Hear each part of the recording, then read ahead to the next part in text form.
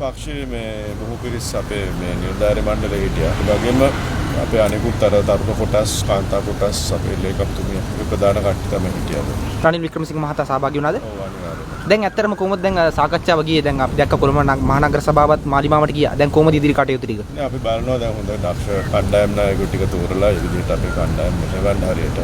ඉදිරි අපේ කොට්ටාස මට්ටමේ අපේ ශක්තිමත් සංවිධාන දීර්ඝ කරන්න කොහොමද කියලා අපි හිතනවා. ආණ්ඩුවේ අඩුපාඩුකම් ටික තමයි ගොඩක් අපි කතා කරන්නේ. දැන් ඉදිරියට කොහොමද වෙන්නේ? අපි දැක්කා ජනාධිපති මැතිවරණේ පාර්ලිමේන්තු මැතිවරණේ එකට ගියා නම් ඇත්තටම ජයග්‍රහණයක් යන්න කරන්න තිබ්බා. දැන් ඉදිරියට කොහොමද දැන් කටයුතු කරන්නේ?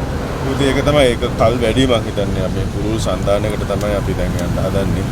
මේක දේශපාලන තත්ත්වයේ යන විදිහට අපි තීරණය කරන්න ඕනේ මේක කොහොමද හදන්නේ කියලා. ඒ කියන්නේ සමගිය මේකේ සහභාගීත්වය කොහොමද? ඇත්තටම පුරුල් සංවිධානයේ සම්බන්ධයෙන්. සමගියත් එක්ක අපි කොහොමද සාකච්ඡා කරනවා. ඉතින් මොකද ඒගොල්ලන්ටත් අවශ්‍ය වෙන්නේ එකමුතුව. මම කියන්නේ ඒකයි. ආණ්ඩුවට වාසි වෙන්නේ අපේ එකමුතුකම නැති එක. දැන් ඇත්තටම දැන් ආණ්ඩුවේ වර්තමාන ක්‍රියාකලාපය ගැන ඇත්තටම මොකද හිතෙන්නේ?